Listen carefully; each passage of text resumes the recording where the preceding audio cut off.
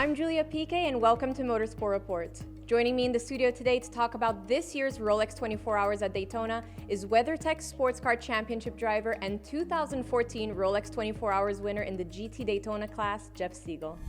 Jeff, thanks for joining us today. Could you walk us through the 24 Hours at Daytona event and what are some of the biggest challenges of a 24-hour endurance event?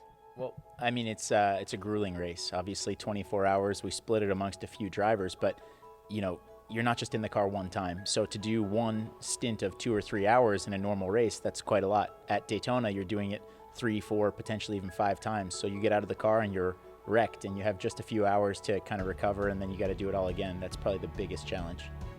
Last year, you drove in the event for Michael Shank Racing in an Acura. What are you driving this year and with whom? Yeah, this year I'm back to Ferrari, so back to familiar ground.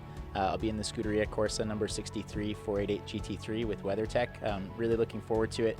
Ferrari's kind of home ground for me for the last few years. This one's a little different because it's white, but other than that, everything feels familiar. And how is the competition like in the different classes this year?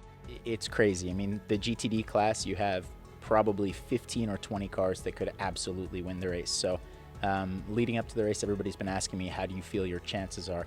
I feel good about our chances, but I don't know. I don't think anybody else knows. And on the one hand, that's a little bit scary, but from the competition standpoint, that's fantastic. You know, the fact that I, as a competitor, have no idea if we're going to be challenging for the lead or completely out in left field, I mean, it just shows how tight all the competition is and how unpredictable it is. Well, Jeff, thanks for joining us today and best of luck this weekend. Thank you very much. For round-the-clock coverage of all the action from this weekend's Rolex 24 Hours at Daytona, be sure to visit motorsport.com. I'm Julia Piquet, and thanks for watching Motorsport Report.